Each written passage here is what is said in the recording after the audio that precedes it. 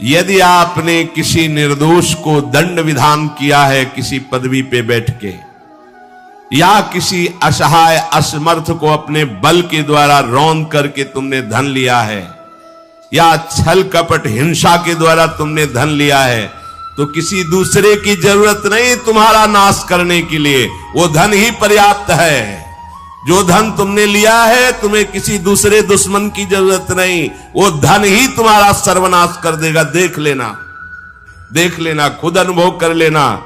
इसी जीवन में तुम्हें अनुभव होगा कि मैंने बहुत गलत किया है।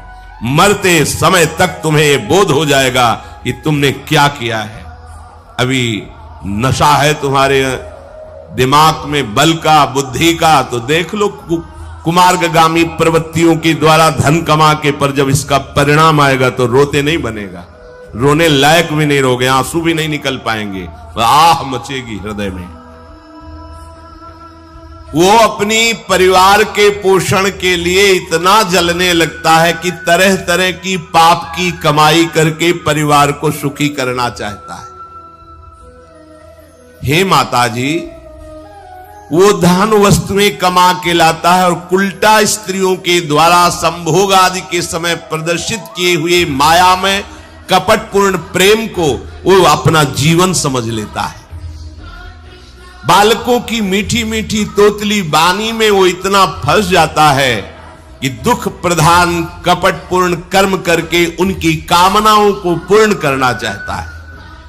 दूसरे बेटे का अपहरण करके उसकी हत्या भले हो जाए पर मेरा बेटा सुखी रहे। कैसे ऐसा हो सकता है? ऐसा कैसे हो सकता है? अगर किसी को तुमने 100 आंसू गिराए हैं तो 10,000 आंसू तुम तैयार रखो, तुम्हारे 10,000 आंसू गिरेंगे। तुमने किसी को अगर एक बार भी कटुवचन बोला है तो 10 बार तुम्हें कटुवचन सहना पड़ेगा। ये भूमि है, जैसे एक दाना फेंको तो सैकड़ों दाना पैदा कर देती, इसे कर्म भूमि कहते हैं। तुम्हारा कर्म बहुतायत होकर तुम्हें फल देगा, अच्छा या बुरा, जैसा कर्म किया है। अब वो सोचता है कि धन के द्वारा हम अपने और अपने परिवार के दुख का नाश कर लेंगे।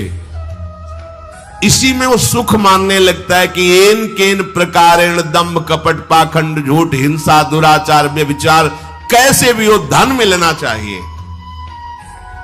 अब वो भयंकर हिंसा वृत्ति के द्वारा धन संचय करता है और अपने परिवार का पोषण करता है, जिसके फलस्वरूप उसके लिए नरक निश्चित हो जाता है। जीते जी ये अमुक नरक में जाएगा।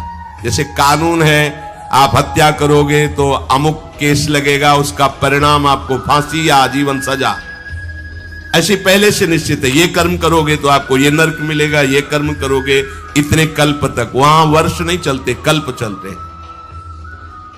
स्वयं तो उनके खाने पीने से बचे हुए जूठे अन्न को खाकर सुख पाना, बच्चे का जूठा, परिवार का अच्छा लगा, मेरा परिवार, और वैसे ही दूसरे परिवार का नाश करके हिंसा करके वो धन कमाता है।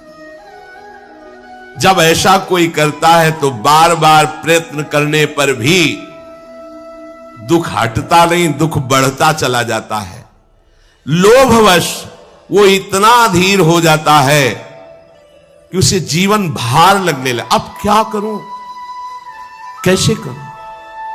क्योंकि अधर्म के द्वारा कमाया हुआ धन कभी शांति प्रदान नहीं करता, सदैव दुख बढ़ाता रहता है, विपत्तियां बढ़ाता रहता है। मंद भाग्य, मंद बुद्धि वाला पूरा जीवन व्यतीत हो गया अधर्म करते हुए, अब आया बुढ़ापा, चिंता छा रही है, लंबी लंबी सांसें ले रहा है, कोई उससे बात नहीं कर रहा है। जिनका पालन पोषण किया है वही पुत्र परिवार उसको देखना भी पसंद नहीं करते। खूब खूब खास के थूकता है बुढ़ा, घर के बाहर सब गंदगी फैलाए है।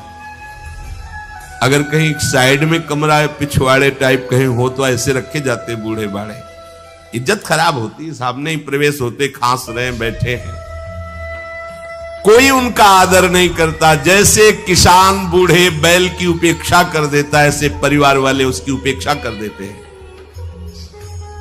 फिर भी उसे घर से वैराग्य नहीं होता, हरि की याद नहीं आती।